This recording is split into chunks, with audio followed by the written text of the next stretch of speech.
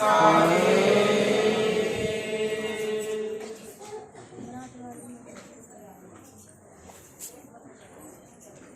की दया से आज सतपंथ निर्माण दिवस की 56वीं वर्षगांठ। जिस तरीके से हर साल 26 जनवरी को सत्संग किया जाता है, इसी की खुशी में आप सबको पता भी है। गुरु की दया से देखो, एक आज राष्ट्रीय त्योहार भी है 26 जनवरी। ये हम मिलजुल कर मनाते हैं। इसका क्या रहस्य है, क्यों मनाते हैं? जैसे कि हमारा देश अंग्रेजों का गुलाम रहा 200 साल, उस आजादी को पाने के लिए हमें 200 साल लग गए। उसमें कई वीरों ने अपनी जान गवा के 1947 को आजादी दिलवाई। 15 अगस्त 1947 को जब आजादी दिलवाई, देश का कानून जो था उसकी जरूरत पड़ी और संविधान का निर्माण हुआ। संविधान का निर्माण हुआ 26 जनवरी आज के दिन 1950 को वो लागू हुआ।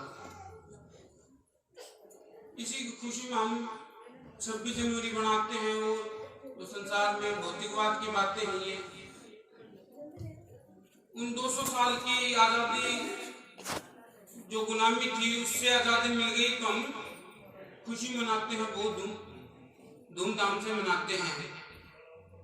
लेकिन विचार करके देखो भाई, ये जो जीव जो है, इसको जन्मों जन्मों से काल का गुलाम है। ये काल ने इसको बंदी बना रखा है। इसकी आजादी के बारे में हम कभी सोचते नहीं।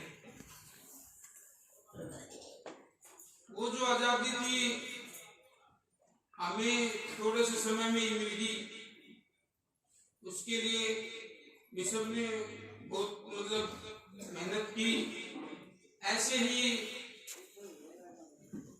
समय समय के ऊपर आके सतगुरु ने जीव को चेताया, संतों ने बताया कि भाई इस काल से आजादी कैसे मिल सकती है, इसके बारे में बताया। इसकी समस्त जीव जाति जो है धरती पे काल ने बंदी बना रखी है। एक इंसान चोला जो है ये कर्मयोनि है, बाकी सब भुगतान है। अगर कोई पशु बन जाता है, किसी की उम्र 10 साल है, किसी की 5 साल है, किसी की 15 साल है, तो उसको एक बार वो पशु बन गया तो उसको भुगतान के अलावा कुछ नहीं है। उसको वो जेल भुगतनी पड़ेगी। जो उसको सजा काल ने दे दी है उसको वो काटना पड़ेगा।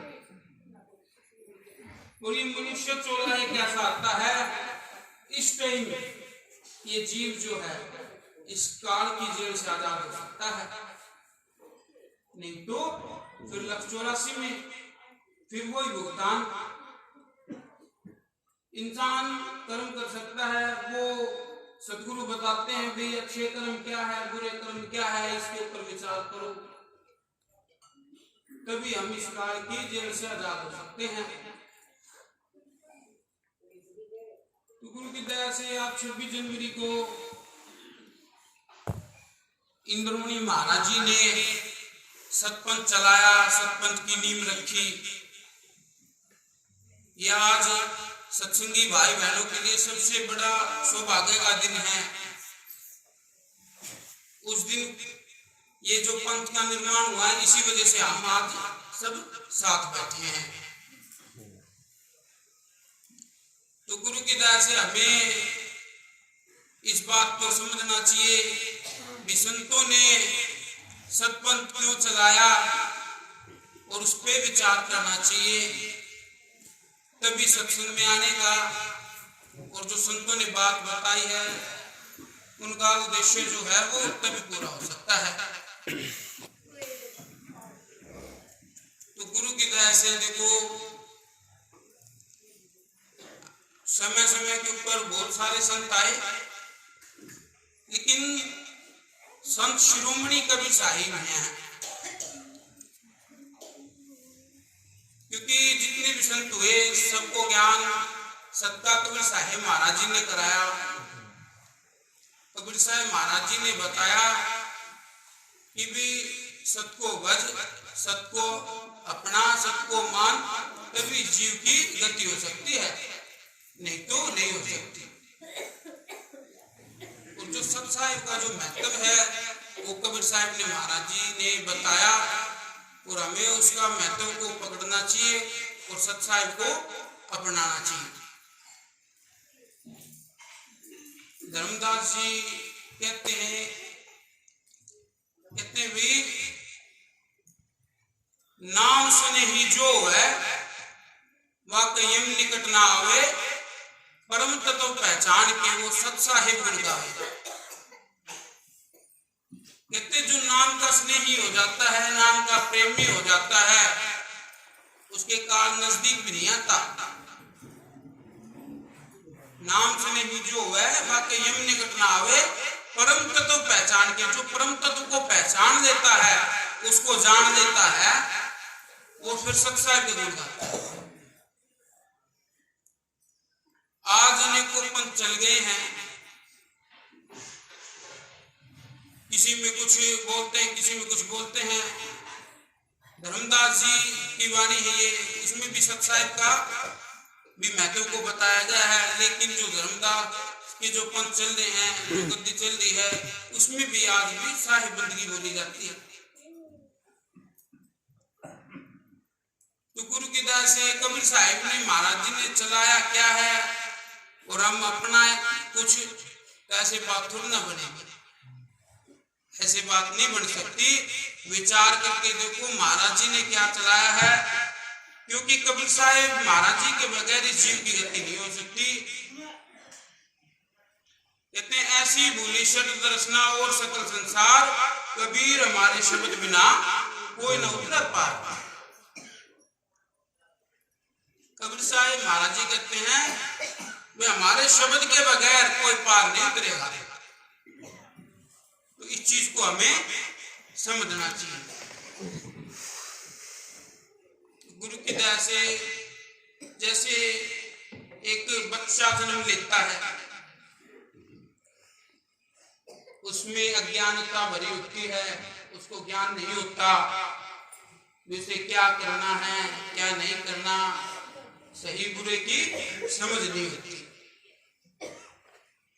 उसके माँ बाप जो है उसको बताते हैं, उसको अच्छे बुरे की समझ को बताते हैं कि भी तुझे क्या करना चाहिए क्या नहीं करना चाहिए, और उसको ज्ञान दिलाने के लिए गुरु के पास भेजते हैं, ताकि इसकी अज्ञानता जो है वो दूर होके उसे ज्ञान हो। तो गुरु की दया से गुरु जो है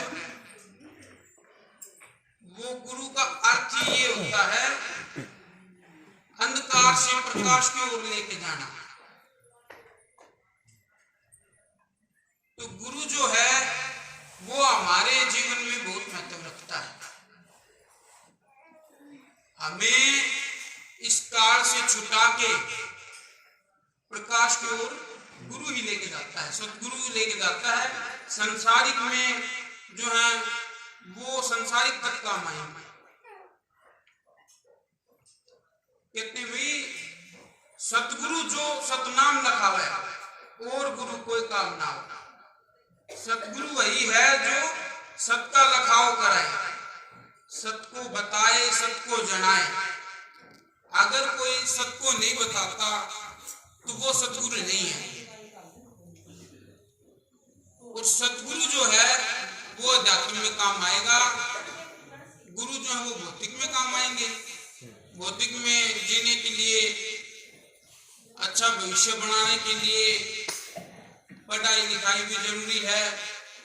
पढ़ते हैं लिखते हैं, गुरु की जरूरत पड़ती है भौतिकवाद में भी। तो इसी से हमें पता चलता है कि भी जैसे भौतिकवाद में गुरु के बगैर इस जीव की गति नहीं हो सकती, ऐसे ही अध्यात्म में सतगुरु के बगैर इस जीव की गति नहीं हो सकती। तो इसी प्रकार हमें सत को अपनाना चाहिए। जो सतगुरु बताते हैं उसको अपनाएंगे तभी हम अध्यात्म में कामयाब हो सकते हैं, तभी ये काल की जेल जो है इससे छूट सकते हैं। तो गुरु की दया से इस बात को हम समझेंगे। अभी साखी शब्द जो भी सत्संग में गाए जाते हैं, ये भी हमें यही बताते हैं। संतों ने इतनी सारी वाणियां जो बताई हैं, वो कहते हुए कि भी हमने वाणी इतनी कथी जितना बाड़ू रे 3.5 हाथ के पुतले का एक नाई है, एक भी नहीं समझते हम। साहब ने तो बहुत सारी वाणियां कह रखी हैं, लेकिन हम एक पे भी नहीं चलते। अगर एक भी को लग जाए, एक को भी हम समझ लें, तो हमारा जीवन सफल हो सकता है।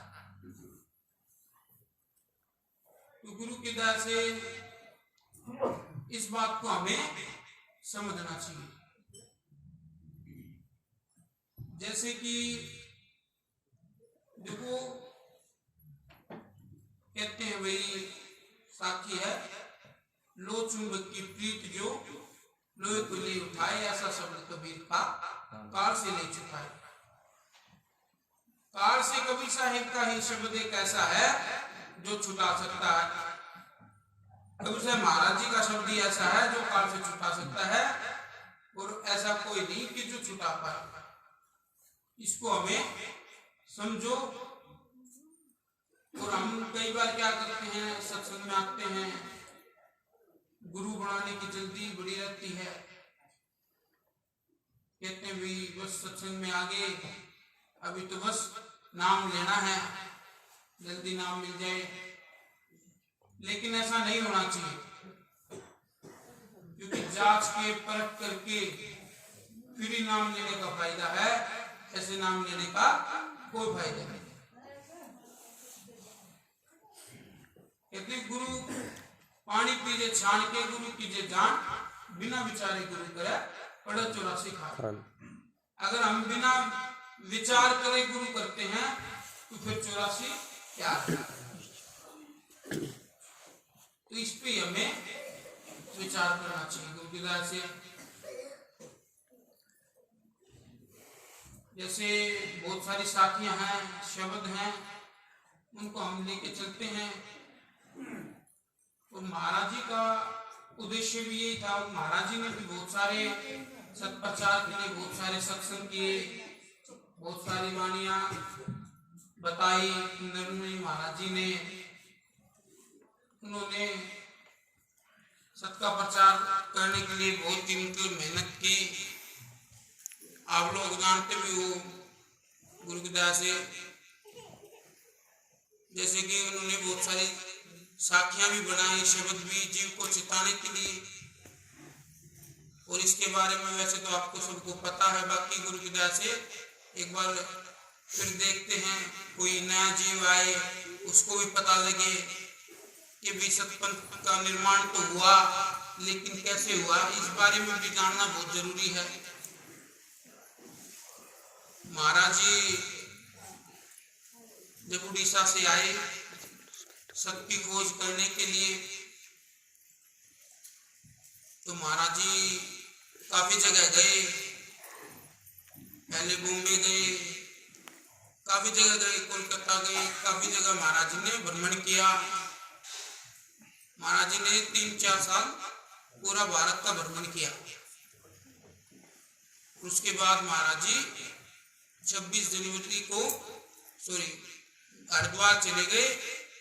हरिद्वार जाने के बाद भी सोचा कि भी यहाँ भी आपको पता है, हरिद्वार में भी ज्यादा साधु सुधु रहते हैं, ये ज्यादा चीजें हैं, भी मंदिर मंदिर ज्यादा है, तो भाई सोचा कि भाई हो सकता है जो चीज भाई सत्य की खोज में निकले तो हो सकता है भाई यहाँ मिल जाए। तो वहां गए, वहां पर भी देखा, वहां पर भी कुछ नहीं मिला।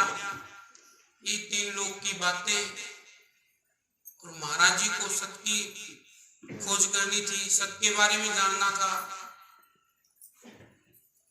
तो महाराज जी वहां से हरिद्वार से आगे कुछ थोड़ी सी जगह ऋषिकेश नाम से, तो वहां महाराज जी गए और एक पेड़ के नीचे महाराज जी बैठ गए। काफी टाइम उसी पेड़ के नीचे बैठे रहे। भी काफी जगह देख के आगे भी मालिक तू जाने, तेरा काम जाने, कोई भी है। तो महाराज जी ने वहां 40 दिन तक बिना अन्न पानी के बहुत तगड़ी परीक्षा करी महाराज जी ने। और 40वें दिन महाराज जी को सतगुरु संत शिरोमणि कबीर साहिब जी के दर्शन हुए। जिस दिन दर्शन हुए उस दिन 26 जनवरी का दिन था, आज ही का दिन। आज उन बातों को 56 साल हो गए हैं। और महाराज जी ने इसके बारे में साखी भी बताई। 26 जनवरी 1965 को सतगुरु वहे साहे सतपंथ जुगत अनूप है, सो शब्द ही बताए। तो ये साखी भी यही बताते हैं भाई सतपंथ जो है वो सार चीज है। और उसके दया से महाराज जी ने कबीर साहब महाराज जी को आदेश दिया कि भी तू हरियाणा साइड जा और वह सत का प्रचार कर। महाराज जी हरियाणा में आए। हरियाणा में आने के बाद काफी जगह रहे। फिर पहला आश्रम महाराज जी ने दौड़ में बनाया था, वहां आश्रम बनाया महाराज जी ने, वहां पर भी काफी टाइम रहे। उसके बाद महाराज जी ने और भी आश्रम बनाए। महाराज जी ने 5 आश्रम और बनाए। झज्जर में बनाया, दादरी के अंदर बनाया, दिल्ली के अंदर भी बनाया, और पंजाब में अहमदगढ़, और राजस्थान बॉर्डर के ऊपर गुरुआ है, वहां पर भी महाराज जी ने आश्रम बनाया। तो महाराज जी का सिर्फ एक उद्देश्य था, आश्रम बनाने का भी यही उद्देश्य था कि भाई ज्यादा से ज्यादा जीव को पता चले, ज्यादा से ज्यादा जल्दी से जल्दी जीव को समझ में आए, भी जो झांके हैं वो वहां जल्दी आ सके। तो महाराज जी ने बहुत सारे जीवों को चेताया, समझाया। और जो आज सतपंथ जो चल रहा है, गुरु की दया से, कबीर साहब महाराज जी की दया से, इंद्रणी साहिब जी की दया से आज चल रहा है। और उनके वचन पे ही चलना चाहिए हमें। उनकी बात पर चलेंगे तभी जीव की भलाई होगी, तभी सत्संग लेने का फायदा है, नहीं तो कोई फायदा नहीं।